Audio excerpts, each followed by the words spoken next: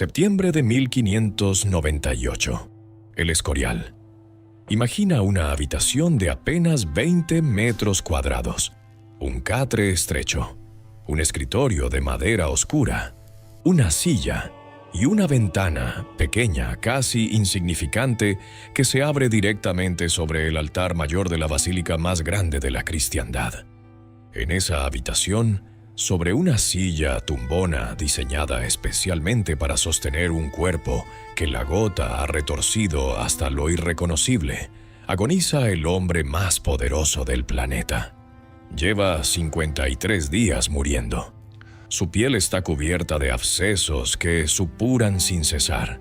El hedor es tan intenso que los monjes queman incienso día y noche para intentar enmascararlo, y ya no lo logran. No puede moverse, no puede ser limpiado. Cada vez que alguien intenta cambiar las sábanas empapadas, grita, pero no pide que lo lleven a otra parte. No exige los aposentos reales del piso superior, con sus techos pintados y sus tapices flamencos. Este hombre, que gobierna España, Nápoles, Sicilia, Milán, los Países Bajos, las Filipinas, la mitad de las Américas y desde hace 18 años también Portugal con todo su imperio ultramarino, eligió esta celda. La eligió como su despacho, como su dormitorio, como el lugar desde el cual gobernaría medio mundo. Y ahora la ha elegido como el lugar donde va a morir. Se llama Felipe II. Y la pregunta que debería quitarte el sueño no es cómo terminó aquí. La pregunta es ¿por qué lo eligió? ¿Por qué el monarca que controlaba más territorio que cualquier otro rey en la historia de Europa decidió gobernar desde una habitación del tamaño de una celda monástica?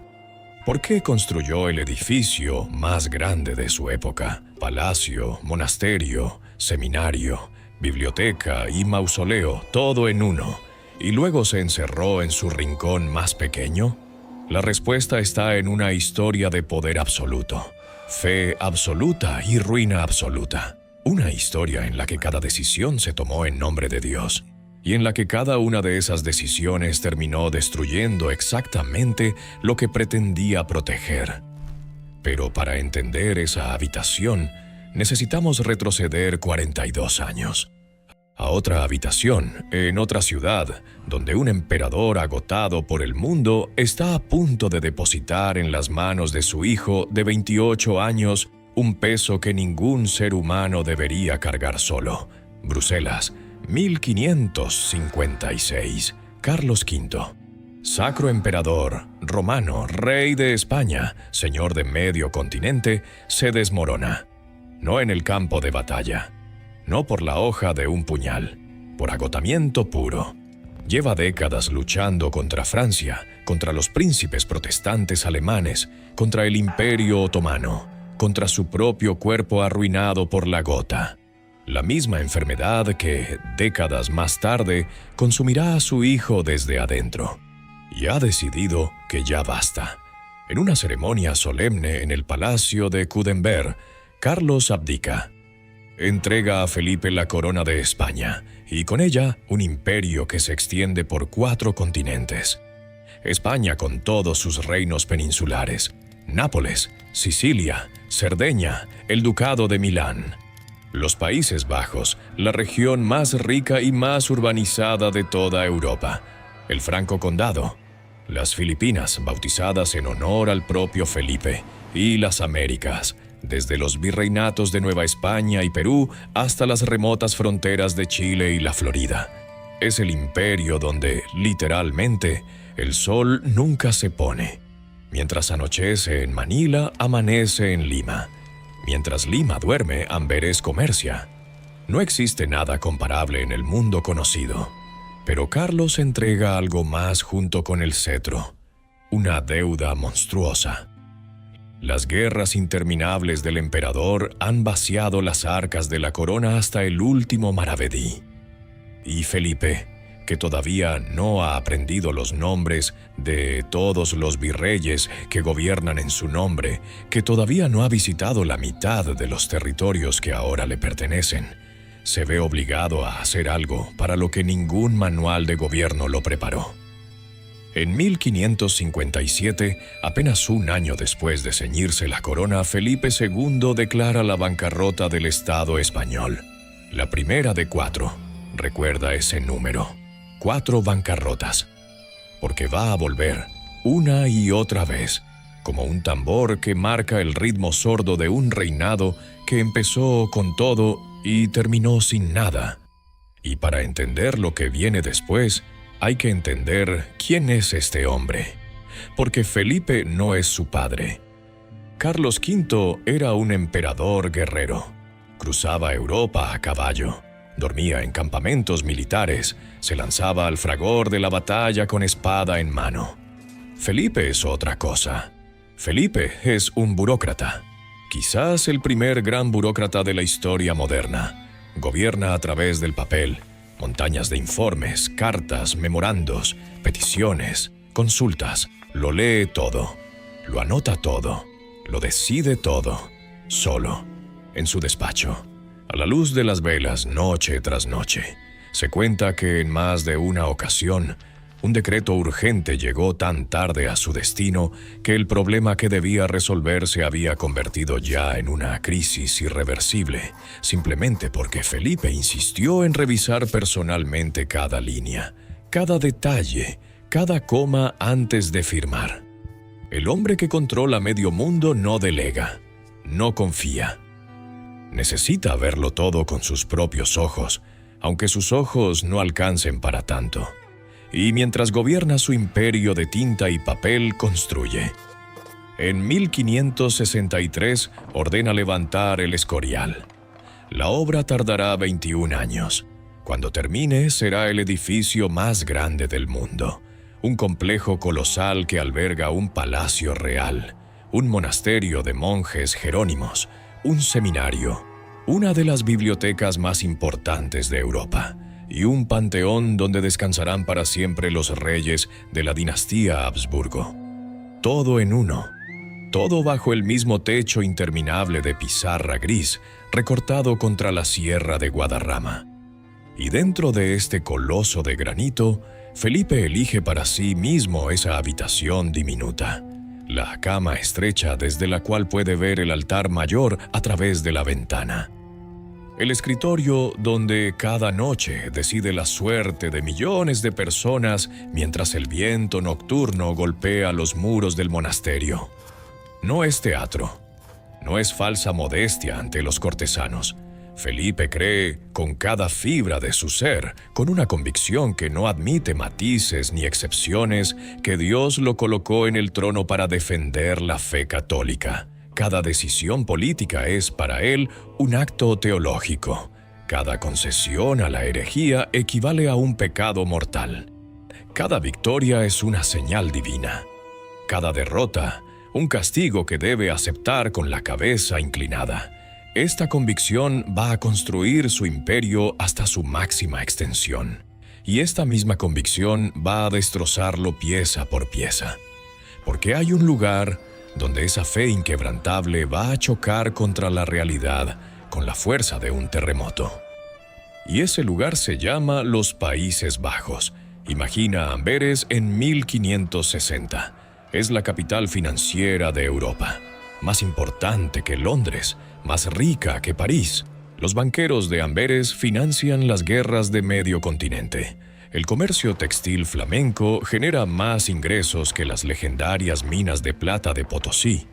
Los Países Bajos son, sin exageración alguna, la joya más valiosa de la corona española, el territorio que Felipe menos puede permitirse perder.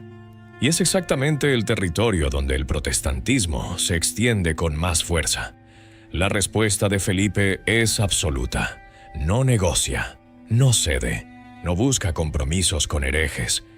En 1567 envía al duque de Alba, Fernando Álvarez de Toledo, con 10,000 soldados veteranos y un mandato que no admite ambigüedades: aplastar la herejía, arrancarla de raíz. Alba establece el Consejo de los Tumultos. Los holandeses lo rebautizan de inmediato con un nombre que dice todo lo que hay que saber: el Tribunal de la Sangre. En sus primeros años, el Consejo condena a muerte a más de 1000 personas. Confisca propiedades, impone impuestos aplastantes. Ciudades enteras son sometidas por el terror. Y el resultado es exactamente lo opuesto a lo que Felipe pretendía. La represión no elimina el protestantismo. Lo convierte en una causa con nombre propio y rostro reconocible: Guillermo de Orange. Un noble pragmático que inicialmente buscó el diálogo, que intentó mediar entre católicos y protestantes, que creyó que la razón podía prevalecer sobre la espada. La brutalidad del duque de Alba lo transforma en líder de una revolución armada. En 1568 estalla la Guerra de los 80 años. 80 años. Detente un momento a pensar en eso. Una guerra que comienza bajo el reinado de Felipe II y que no terminará hasta 1648, medio siglo después de que Felipe haya sido enterrado bajo las losas de El Escorial. Y el dinero se desangra. Cada regimiento enviado a Flandes, cada fortaleza sitiada, cada mes de guerra cuesta una fortuna que el imperio ya no tiene. 1560, segunda bancarrota. El territorio más rico de Europa se ha convertido en la guerra más cara de Europa. Y cada moneda de oro que Felipe invierte en sofocar la rebelión es una moneda que no llega a las Américas, que no equipa las flotas, que no sostiene el resto de un imperio que cruje bajo su propio peso. Pero el verdadero golpe, el que debería helarte la sangre si entiendes lo que significa para la historia del mundo, llega en 1581. Las provincias holandesas rebeldes publican el Acta de Abjuración, un documento que declara, en términos que no dejan espacio a la duda, que un gobernante que tiraniza a su pueblo pierde el derecho legítimo a gobernarlo, que la obediencia tiene límites, que el contrato entre un rey y sus súbditos puede ser roto cuando el rey lo viola primero. Es, en esencia, la primera declaración de independencia moderna. 2 siglos más tarde, Thomas Jefferson la utilizará como modelo directo para redactar la Declaración de Independencia de los Estados Unidos de América. Felipe II no solo ha perdido un territorio. Sin quererlo, sin imaginarlo siquiera en sus peores pesadillas, ha incubado la idea de que a los reyes se los puede destituir. La idea más peligrosa del mundo moderno nació como respuesta directa a su fanatismo. Y sin embargo, y aquí es donde la historia de Felipe se vuelve casi insoportable de contar, incluso mientras los Países Bajos lo desangran, alcanza alturas que ningún rey español ha conocido antes ni conocerá después. 1571, Lepanto. La Santa Liga, comandada por Don Juan de Austria, medio hermano de Felipe, aniquila la flota otomana en el Golfo de Corinto. Más de 200 naves otomanas destruidas o capturadas en una sola jornada brutal. Es la mayor victoria naval del siglo, y Felipe la reclama sin dudarlo como prueba definitiva de que Dios respalda su cruzada. 1580. El joven rey de Portugal, Don Sebastián, ha muerto sin herederos en la desastrosa batalla de Alcazarquivir. Su sucesor, el anciano cardenal Enrique, muere poco después.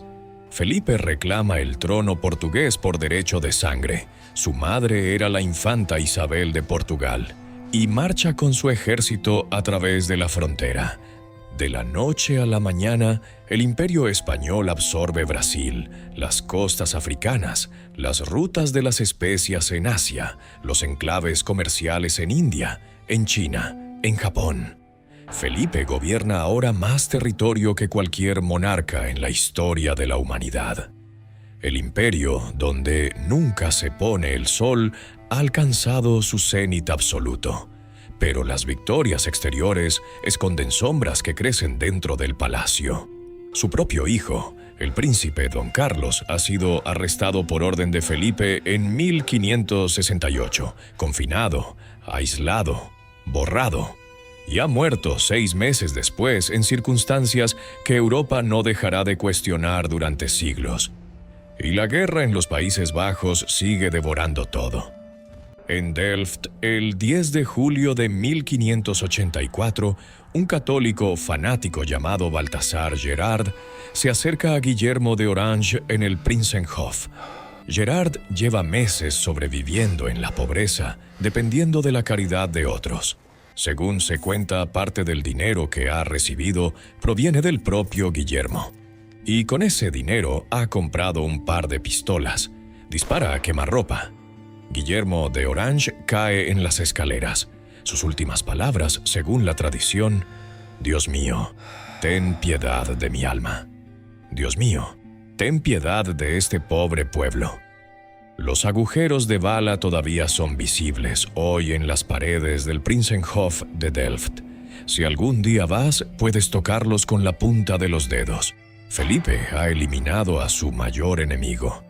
La cabeza de la rebelión holandesa ha sido cortada. La guerra, en teoría, debería terminar. No termina.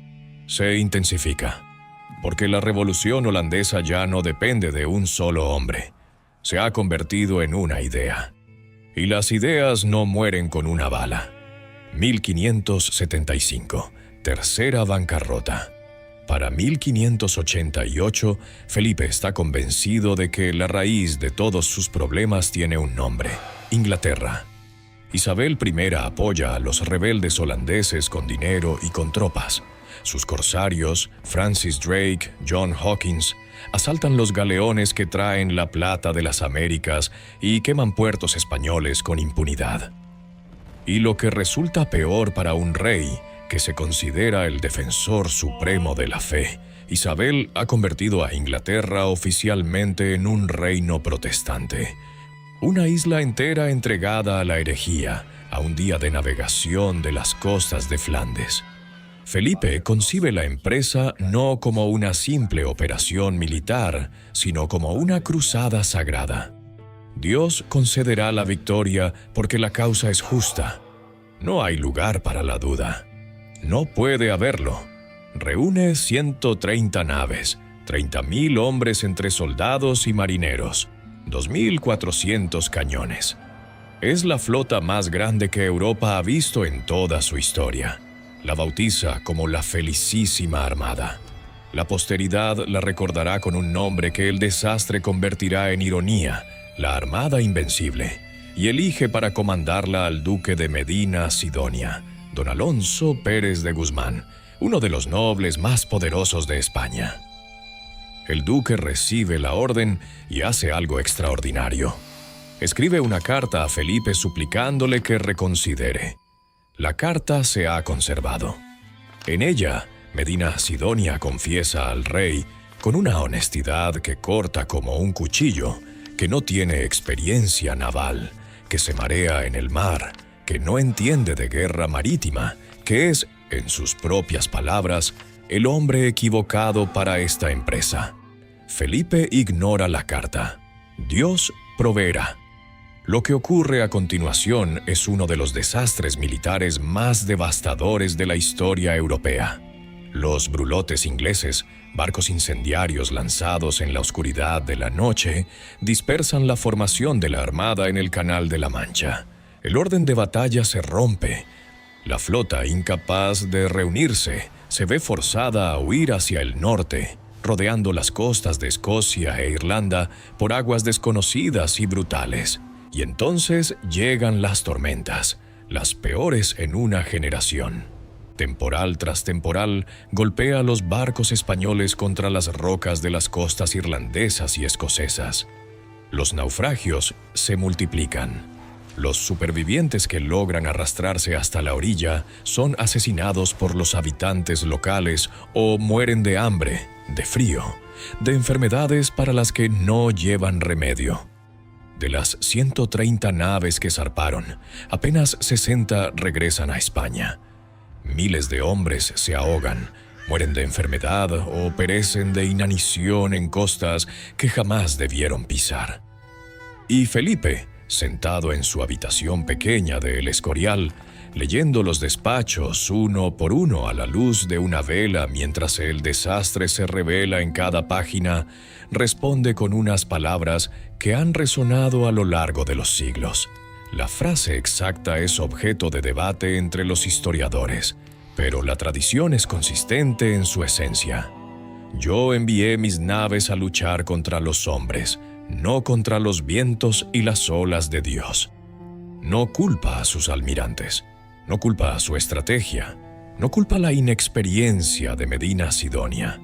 Acepta el veredicto de Dios, porque si Dios hubiera querido que la armada triunfara, habría triunfado. Si la fe católica debía imponerse en Inglaterra, las tormentas no habrían llegado. Los vientos habrían soplado a favor. Esta es la trampa lógica de la fe absoluta. Si todo lo que ocurre es voluntad divina, entonces la derrota también es voluntad divina. Y contra la voluntad de Dios no hay almirante que valga, no hay cañón que alcance, no hay flota que resista. No queda nada por hacer salvo inclinarse y aceptar. 1596. Cuarta bancarrota. La última de su reinado. El tambor que ya casi no suena. Y así volvemos a esa habitación. Septiembre de 1598. La silla tumbona. Los abscesos que no han cicatrizado en meses y que ya nadie intenta curar. El hedor que los monjes disimulan con incienso y hierbas aromáticas sin éxito alguno. El crucifijo apretado entre unos dedos que apenas pueden cerrarse. Felipe II lleva 53 días muriendo. Su cuerpo es un catálogo de sufrimiento. La gota le ha deformado las manos y los pies, la fiebre no cede, las llagas cubren su piel desde el pecho hasta las rodillas. No puede ser movido sin que el dolor lo haga gritar, pero no grita de rabia, grita de dolor y luego calla. Y espera, porque por cada relato que ha llegado hasta nosotros, Felipe soporta su agonía con una paciencia que aterra a quienes lo rodean. Los monjes jerónimos que lo asisten, los médicos que ya no pueden hacer nada, los cortesanos que observan desde el umbral de la puerta, todos coinciden en que el rey acepta cada minuto de sufrimiento como una prueba final enviada por Dios. Cree que está ganando su entrada al paraíso. Cree que cada punzada de dolor es el último precio que el cielo le cobra por una vida entera dedicada a la fe. A través de la pequeña ventana junto a su cama, puede ver el altar mayor de la basílica. Las misas se celebran para él de día y de noche sin interrupción. El murmullo grave del canto gregoriano filtrándose por la ventana es lo último que escucha cada vez que cierra los ojos. Muere el 13 de septiembre, a las 5 de la mañana. En silencio, deja atrás el imperio más extenso que el mundo ha conocido hasta ese momento. Y una hacienda tan vacía, tan devastada, tan ahogada en deudas, que su hijo, Felipe III, heredará un reino que apenas puede sostenerse a sí mismo. Los Países Bajos seguirán en guerra durante 50 años más. Medio siglo de sangre, de asedios, de batallas que Felipe no vivirá para ver, pero que él puso en marcha. La plata americana seguirá fluyendo, pero nunca será suficiente para cubrir las deudas acumuladas por generaciones de Guerra Santa. La decadencia de España, lo que los historiadores llamarán precisamente así, la decadencia, ya ha comenzado y no se detendrá en un siglo. El hombre más poderoso de su época construyó un monumento a la gloria de Dios y gobernó desde su habitación más pequeña. Envió la mayor flota de la historia a cumplir la voluntad divina y la vio hundirse en las tormentas del Atlántico. Declaró la guerra a la herejía en los Países Bajos y, sin proponérselo, sin sospecharlo siquiera, sembró la semilla intelectual de la democracia moderna. Cada decisión fue tomada en nombre de la fe, y cada decisión al final le costó exactamente aquello que intentaba proteger. Esa habitación pequeña de El Escorial todavía se puede visitar hoy. Es un espacio modesto, casi decepcionante para quien espera la grandeza de un rey. Una cama, un escritorio, una silla, una ventana que da al altar. Es la habitación desde la que se gobernó medio mundo, y es la habitación donde ese mundo empezó a terminar.